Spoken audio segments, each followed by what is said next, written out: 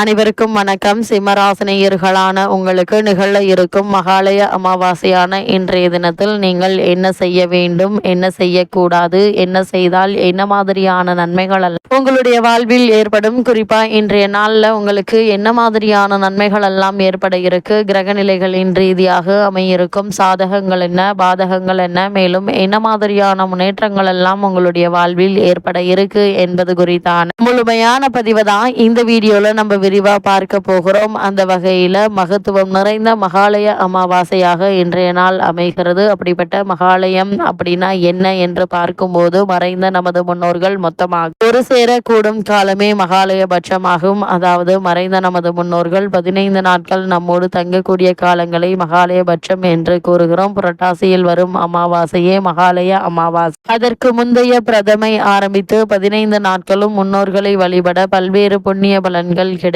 ஒவ்வொரு நாள் வழிபாட்டிற்கும் ஒரு பலன் உண்டு. முன்னோர்களின் ஆசியால் செல்வம், புத்திரபாக்கியம், பகையற்ற வாழ்க்கை, கல்வி, புகழ் ஆகியன கிடைக்கும் என்கின்றன சாஸ்திரங்கள். இந்த 15 நாட்களும் வீட்டில் சுப காரியங்கள் செய்ய மாட்டார்கள். வீடுகளில் இந்த நாட்களில் முன்னோர் வழிபாடுகளை முடித்த பின்னே கோலமிடுதல், விளக்கேற்றுதல் போன்ற வழக்கமான கடமைகளை செய்வார்கள். இந்த 15 நாட்களும் உணவில் எளிமை வேண்டும். அசைவ உணவுகள் கூடாது. ஆடம்பர விழாக்களை தவிர்க்க வேண்டும். கிடைக்கும் நேரங்களில் இறை வழிபாடு, நாம ஜபம் செய்து வர வேண்டும். இந்த மகாலயத்தால் என்ன சிறப்பு உண்டு என்று பார்க்கும்போது, ஒவ்வொரு அமாவாசை தினத்திலும் பிதுர் உலகம் சென்ற முன்னோர்கள் நம்மை தேடி வந்து நம்முடைய வழிபாட்டினை ஏற்றுக்கொள்கிறார்கள். மகாலயபட்சமான 15 தினங்களும் கூட்டமாக அவர்கள் இங்கே வருவதால் மகாலய அமாவாசை சிறப்பு பெறுகிறது. முன்னோர்கள் அனைவரும் ஒன்றாக கூடி வரும் அமாவாசை என்பதால் இது மகாலய அமாவாசை என்று சொல்லப்படுகிறது. நவராத்திரியின் துவக்கத்தை குறிக்கும் அமாவாசை தினம் மகாலய அமாவாசை. நம் வாழ்க்கையில் வழியாக வந்த அத்தனை தலைமுறை மக்கள் நம்முடைய நன்றியை வெளிப்படுத்தும்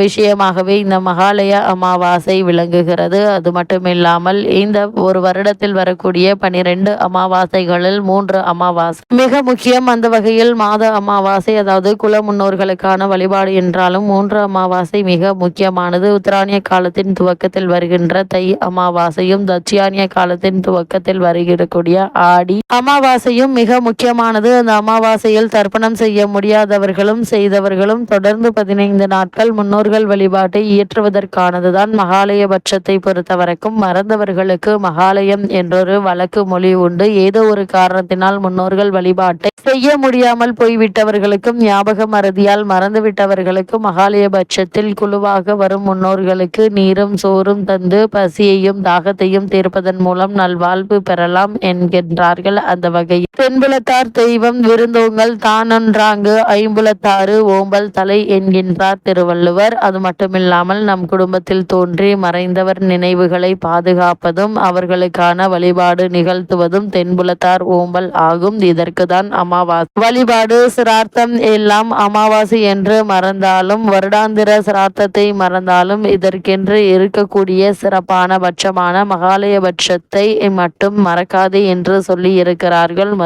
மறந்தவர்களுக்கு மகாலயம் என்கின்ற வழக்கு இப்படிதான் வந்தது. மகாலயத்தில் மறக்காமல் முன்னோர்களை முறையாக வணங்க வேண்டும் எனவும் கூறப்படுகிறது. அந்த வகையில் இந்த மகாலயம் குறித்து பார்க்கும்போது, பகவத்கீதை மகாலய பட்சத்தின் போது பக்தியுடன் முன்னோர்களுக்கு வழிபாடு செய்து உபசாரங்களை வழங்குவது ஒரு புனிதமான கடமையாகும். இது ஆன்மீக வளர்ச்சியையும் அவர்களிடம் நமக்கு உள்ள நன்றியையும் வளர்க்கிறது என்கின்றது. அது மட்டும் இல்லாமல் மகாலயத்தின் 15 நாட்களில் செய்யும் சடங்குகள் மூலம் நமது குல முன்னோர்களை வரவேற்று கௌரவிக்கிறோம். இது கடந்த கால மற்றும் தற்போதைய தலைமுறைகளுக்கு இடையான பிணை வலுப்படுத்தும், அவர்களது ஆசியை பெற்றுத்தரும் என்கின்றது. மகாலய பட்சத்தின் போது சிரார்த்தத்தை செய்வது சிறந்த ஆத்மாக்களுக்கு அமைதியையும் நற்கதியையும் வழங்குகிறது. மேலும் அவர்கள் உயர் நிலையை அடைய உதவுகிறது என்று மகாலய பட்சம் குறித்து சொல்லப்படுகிறது. அது மட்டுமில்லாமல் பிதுர்கள் எனப்படும் முன்னோர்கள் ஆடி அமாவாசைக்கு வந்து மகாலய அமாவாசை காலத்தில் இங்கே தங்கி எதை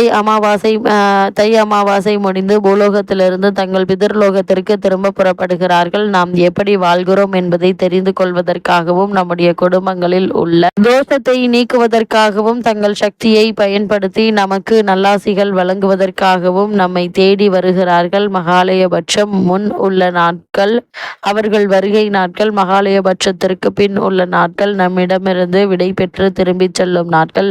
செல்லும் அவர்கள் வழிக்கு வெளிச்சம் தருவதற்காகவே தீபாவளி, கார்த்திகை முதலான நாட்களில் நாம் தீபம் ஏற்றுகிறோம். அது மட்டுமில்லாமல் எந்த கடனை அடைத்தாலும் அடைக்காவிட்டால் நீர்த்தார் கடனை அடைக்காமல் விடக்கூடாது. நீங்கள் ஒரு கோரிக்கைக்காக முன் குலதெய்வத்தை நாடியோ அல்லது இஷ்ட தெய்வத்தை நாடியோ சென்றால் உங்களுடைய கோரிக்கை பலிப்பதும் பலிக்காமல் இருப்பதும் நீங்கள் நீர்த்தார் கடனை நிறைவேற்றுகிறீர்களா இல்லையா என்பதை பொறுத்துதான். நீர்த்தார் கடனை நிறைவேற்றாமல் நீங்கள் குலதெய்வத்தையும் இஷ்ட தெய்வத்தையும் அணுக முடியாது.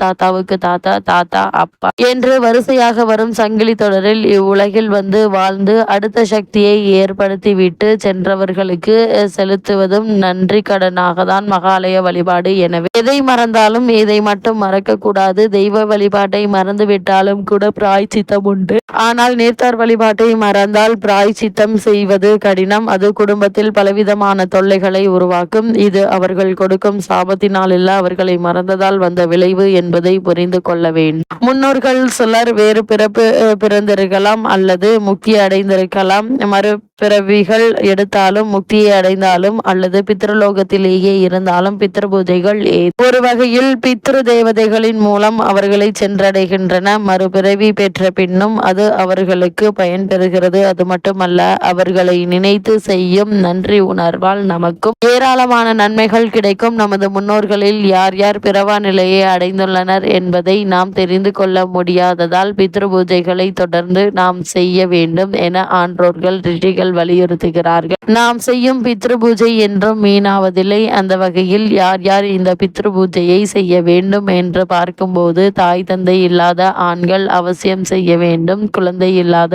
அதே சமயத்தில் கணவனை இழந்த பெண்கள் இந்த விரதத்தை கடைபிடிக்க வேண்டும். சங்க காலத்தில் பெண்கள் செய்த நீர்த்தார் வழிபாடு பற்றி பல குறிப்புகள் இருக்கின்றன. அதேபோல் திருமணமான பின் தன்னுடைய தாய் தந்தையை மறைந்துவிட்டால் அவர்களை பெண் வணங்கலாம். ஆனால் அமாவாசை விரதம் இருப்பதற்கும் தர்ப்பணம் செய்வதற்கும் விதிக்கப்படவில்லை என்பதை தெரிந்து கொள்ள வேண்டும். பெண்கள் முறையாக விரதம் இல்லாமல் தர்ப்பணம் செய்யாமல் கோவிலுக்கு சென்று தானம் செய்யலாம். வீட்டில் பெரியவர்களை அழைத்து அன்னமிட்டு மரியாதை செய்யலாம். பொதுவாக சில தர்ப்பணம் மூலம் சிரார்த்தம் ஆண் வாரிசைகள் செய்ய வேண்டும் என்கின்றதே சாஸ்திரம் சொல்கின்றன. அந்த வகையில் இந்த மகாலயபட்சமான 15 நாட்களுக்கு என்னென்ன பலன்கள் உண்டு என்று பார்க்கும்போது இந்த மகாலயபட்சத்தை பொறுத்த வரைக்கும் மகாலய சிரார்த்தத்தை வழிபாட்டில் ஒவ்வொரு நாளுக்கும் ஒவ்வொரு பலன் உண்டு. அந்த வகையில் முதல் நாள் பிரதமை பணம் சேரும். 2ஆம் நாள் திதியை நல்ல குழந்தைகள் பிறப்பார்கள். 3ஆம் நாள் திருதியை நினைத்தது நிறைவேறும். 4ஆம் நாள் சதுர்த்தி சத்ருபயம் நீங்கும். 5ஆம் நாள் பஞ்சமி செல்வம் சேரும். 6ஆம் நாள் சஷ்டி